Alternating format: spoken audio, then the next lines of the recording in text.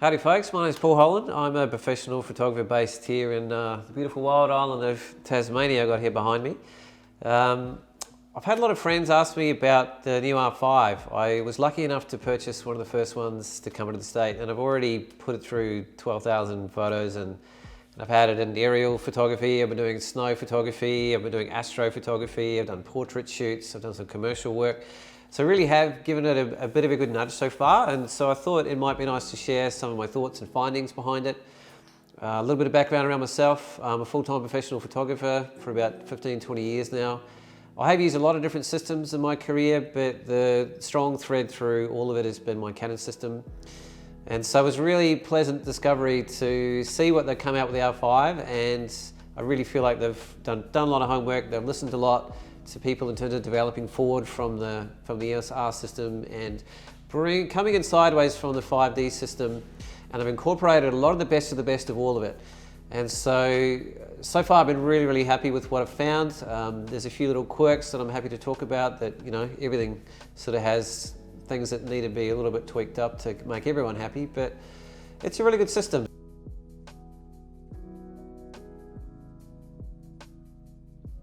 So I'm going to sort of go through some of the findings I have so far, some of the things I like about it, some of the things I don't like about it so much, some of the things to look out for if you're looking at investing in this kind of system, because it is a fair investment, but it's a good one. So my first thought is, how's it going to compare like to a 5D in lightness and weight, and is it going to feel a bit too small and weird in the hand? And it's definitely lighter, it's definitely smaller, it's a fraction bigger than the EOS R system. But it's definitely significantly smaller than the 5D. I mean, obviously with the mirrorless, you're not going to have the big box on the top. They've actually got quite a deep cleft here inside the front of the camera, and so it really does feel like it's got a lot of depth. I was wondering if I feel like my little finger would drop off the bottom, but it kind of doesn't. I don't feel at all that I need to go to a battery system on the bottom to give it that extra depth and weight and balance. They've done a really good job here, I think, in terms of blending the EOS R and the 5D series in terms of the physical structure of the camera. They've brought the joystick back in, which they took out on the R, and we have the control dial, which I think is one of the most useful. That combination of the two I use all the time. So I was really happy to find that built in. One thing I really enjoy also is the extra control rings they have in the RF lenses. So in terms of the ergonomics and finding different ways to make use out of it, I tend to use ISO or exposure bracketing in terms of getting the most out of that system. There's three different lens mounts you can use. There's a simple straight out of the barrel one, there's one with a built-in control ring, which I have, and then there's a high-end one with a built-in ND filter, which I think video photographers in particular are really going to get a lot of use out of. What I do particularly like is there's absolutely no glass whatsoever. So optically, I'm not losing anything at all by using the ring. And obviously, it enables me to use all of the EF and EFS lenses I have in my kit, which is a fair bit. So in that regard, it's really quite versatile. I think it's performance-wise, it's really flawless in terms of the focusing speed and in terms of the kind of balance and weight of adding it on. So they have listened, and from the EOS R, they have built in two different card slots, and there is an SD slot and there is a CF Express card slot. So the CF Express is really one of the fastest cards in the world at the moment, and they're kind of future-proof themselves quite well, I think, in terms of having a card that's capable of super high speed, and there's a lot of features, particularly on the video end, which really require that kind of capacity. So in that regard, I feel it's a little bit expensive side getting the CF Express cards, but I think for future-proofing, they've been a little bit clever there in that regard. Touchscreen itself, I haven't had before, and I do find it's very ergonomically easy to use. The resolution on the screen is pretty amazing. The capacity for touchscreen use I find incredibly useful. I've been doing a lot of touch shutter speeds sort of work. I've actually figured out a way to use the focusing where I can slide my finger around and have it exactly focus where I want while I'm looking through the camera at the same time. So obviously, get into those awkward spots, shooting high on a crowd, which I do in a lot of my event work, or getting really low doing some macro work, that kind of thing. I think I'm going to find it really useful. So hats off for Canon for doing that, and obviously being able to flip it around and protect the camera by putting it over while you're traveling is actually also really useful. The EVF, I think, is quite amazing. I've sort of been waiting a while because the mirrorless systems, when they first came out, they had a lot of drag, they had a lot of lapse issues in terms of action sort of photography. And I feel like they've done a pretty exceptional job in both. The resolution looks very, very lifelike. You can up the speed and the smoothness of the EVF to really high levels. So in terms of being able to use it for action sport, I think it's really quite functional. In some ways, I was sort of joking about it, it sort of makes you look, photographs look so good that you sort of give yourself a bit of a pat on the back. But anyway, that's nice for everything to look so good. The combination of the two works really well. The capacity for it to sense when your eye comes up works really effectively. So super happy, excellent touch, and something I feel like I'm going to get a huge amount of use out of actually. So they've introduced a new battery specifically for this camera. What I love about it is it's completely the same size and shape as the old system, so it's totally backwards compatible and forwards compatible from all the batteries that I have from all my other 5D systems or 5D cameras. It's actually a slightly higher capacity battery, sort of an acknowledgement of the extra power that's going to be needed to run the EVF in particular. And it does need it. The battery life is definitely not going to last as long as your traditional 5D systems, but you've got to expect that in terms of running all those extra electronics and the EVF in particular. So far so good. You know, I did a sort of big aerial shoot of probably 1,600, 2,000 photos. It was still kind of running at the end of that. I've done a few portrait shoots which run all the way through, so I haven't found it an issue, but it will be slightly less for those longer sort of trips. But the beautiful part of it, again, like I said, is having your old batteries to be able to use them. The other element ergonomically that's really useful for me is the Wi-Fi system. So this is the first model to introduce both 2.4 and 5 gigahertz. So one's probably a little bit more useful for reliability. The Bluetooth connection I find in particular is really good for shutter release, which you can do from your phone for the system and the new Canon software. What I do find is that the transfer of images is more functional and the higher end data using the Wi-Fi itself. Slightly less reliable, it does drop out sort of now and again, which is a known thing. But I have been finding it really useful for social media, for passing images on straight away during shoots. I can see a real capacity for that during workshops, being able to send my images out during client shoots where I've got art directors and so on. So that's something I'm really enjoying so far and finding particularly functional and useful. And I've done a good job of setting that up in here as far as I can tell. So I will say, like, the switch from video to stills is not as ergonomic as the 5D system from before. You actually have to press two buttons. You have to press the mode and you have to press the info button on the back.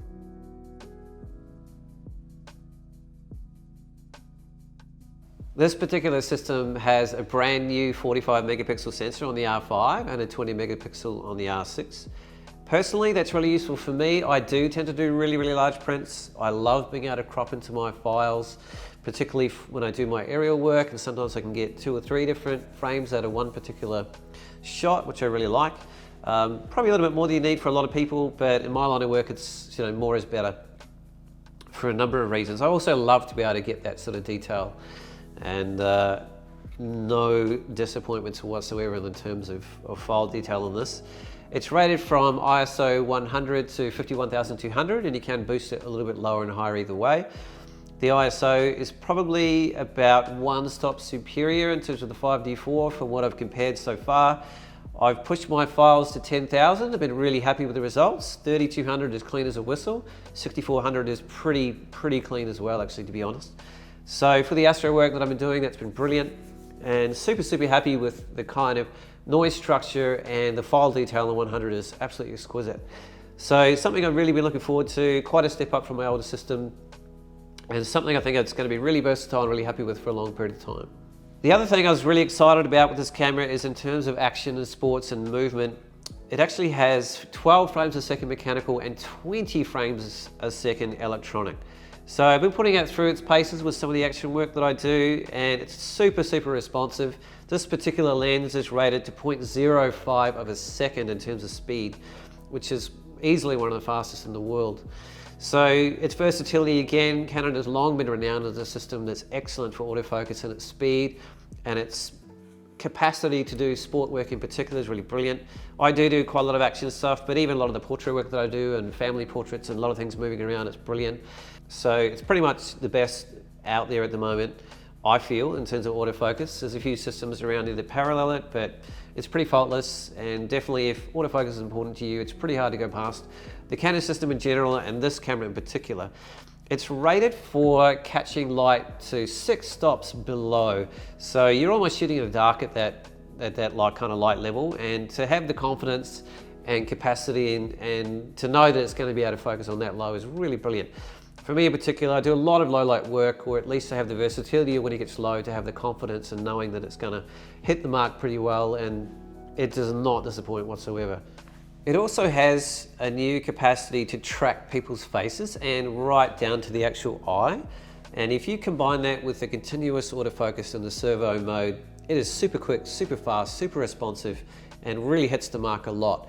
I did a lot of high-speed sort of portrait work and people coming close to me and further away, which is the really big test of an autofocus system in particular, and it just nailed it. I haven't tried it yet on the animals, but I mean in Tasmania in particular there's a wildlife and bird life, and I'm going to look forward to sort of trying that out. But so far it's very responsive, very quick. It really sort of bangs on the eye. If somebody turns their head and moves out of shot, it still knows and it switches straight back onto the eye. They have introduced a different file system in that they now have the compressed RAW rather than the M and S. So from what I've seen, it's about 40% smaller, and I really haven't noticed a lot of difference at all in terms of the comparison with the full amount of RAW. They also introduced the HEIF file system, which is kind of the equivalent of JPEG, but it's 10-bit rather than 8-bit, so it has a lot more information, but it's actually the same file size. So I'm looking forward to seeing and where and how in that workflow that could be really quite useful. So one of the huge, probably most groundbreaking aspects of this camera release is the inbuilt camera image stabilization. So that's never happened before in the history of Canon. There's other companies that have brought it out already for a while now. You know, maybe it was partly to do with the incredible fleet of IS lenses that they have had and invested in. But it's here, and at the moment it's the best system in the world. It's rated up to 8 stops with some of their lenses, including the 24-105. So that's 5 stops within the camera itself. It's 5-axis stabilization, so in that regard it covers a couple of more axes than the optical lens stabilization does in just the lenses itself that you might have already. So it adds incredible versatility for both stills and video. And the other thing that nobody's mentioned that I actually found was it actually has a 100 image focus stacking capacity in camera. So personally, I'm going to get a huge amount of use of that for product work, for macro work, and that was just like a beautiful bonus. So when you think about how far you can take that, I was literally taking shots at 1 second by hand and getting sharp images. I was on a street scene, I was on a corner, the light was going low. I wanted to test out both the ISO and the image stabilization to see in combination together, or the camera image stabilization and the lens, pushing it out to an industry leading 8 stops. You know, how does it work? Is it really as good as it gets in terms of what's out there? And I have to say, it's pretty amazing. And to know that I can use that in video as well at the same time is incredible versatility in one single system for both stills and video.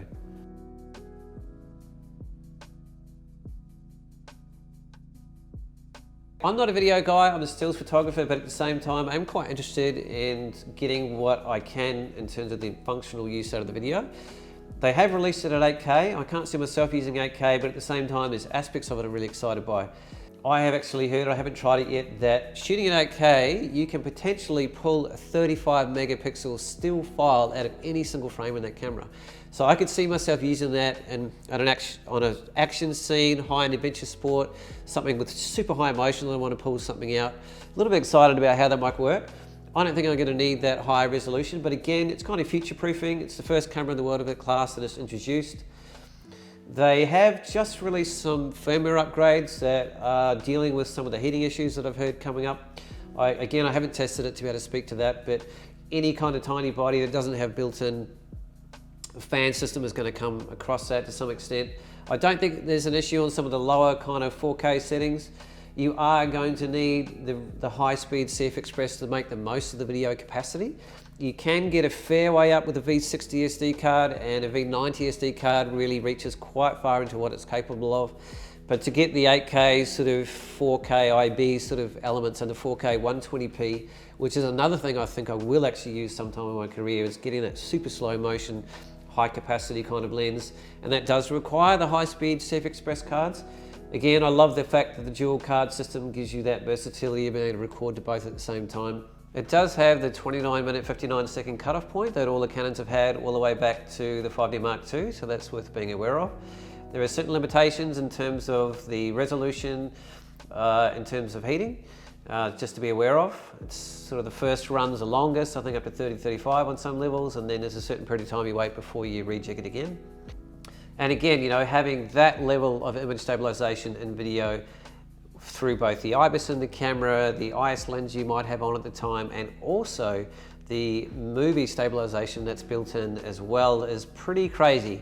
So you almost get into the level that you might not even be able to need a gimbal for some of your video work. So again, the switch from stills to video requires an extra step. You have to press the mode button at the top as well as the info button at the back. So there's that extra second or so it's slightly less intuitive than just flicking the switch. But at the same time, it's not a deal breaker, and you'll figure that out pretty quickly once you get used to it.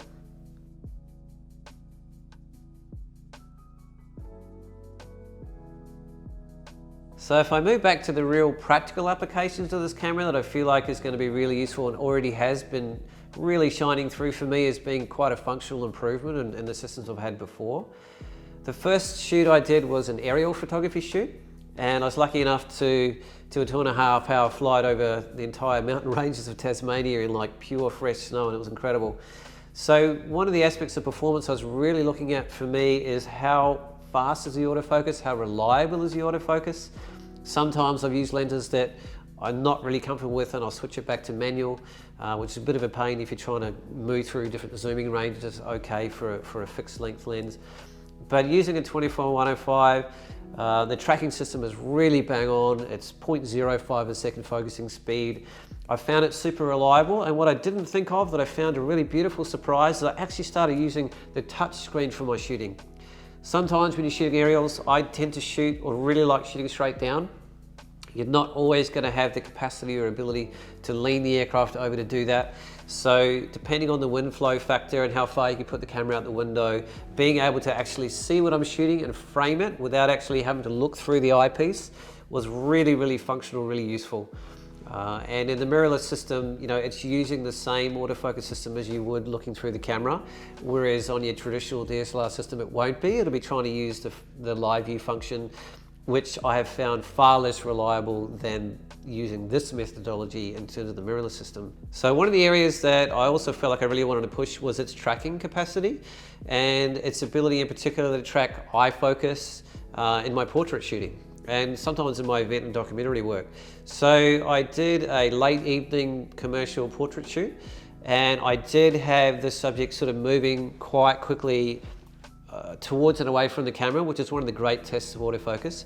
And I did shoot really sort of straight into the sun as well, and into that kind of level of glare. And it was very, very consistent. It really locked onto the eyes. When the head moved sideways or away out of shot, it would very, very quickly grab back onto the head, grab back onto the eye. And it was super, super reliable. So it worked quite well into the lower light as well. And I guess, it's a bit of a shift for me to rely on a system to be able to nail the focus rather than my experience. But I feel like I've finally got a system where I really feel like I am going to be confident enough to rely on its own capacity to do that. And I was shooting 2.8 at first on a 70-200 lens, which is quite common for my portrait work, but I shifted it to 85-1.4 to really, really test out its capacity and reliability, because if you miss on 1.4, you're really going to notice and it's not going to work for you too well.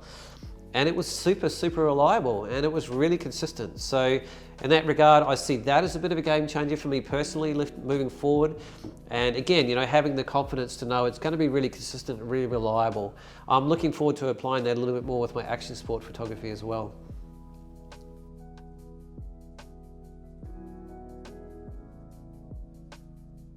As a system, I think you'd be really hard pressed to find a system that's as versatile across landscape, portrait, low light, long exposure, astro night photography, high speed sport photography. It really is one of those systems, I think, that has the capacity to put you at the front edge of what it's capable of doing on any level.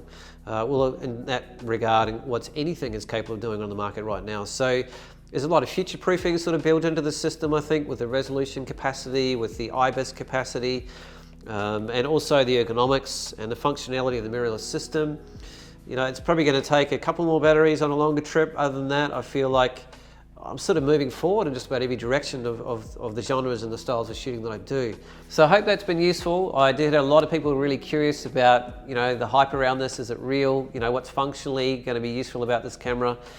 And in that regard, I feel like I have given it a pretty good test. You know, I've only had it a couple of weeks, but so far, 12,000 actuations in, I've been super, super happy and comfortable with what I've been finding, and quite excited actually from the kind of directions and capacity I'm going to be able to really push sort of any genre of work that I sort of apply myself to. It is going to be coming along with me in spades and really giving me a lot of confidence in terms of getting the most out of what my creative vision and my understanding of the subject matter is going to allow me to do.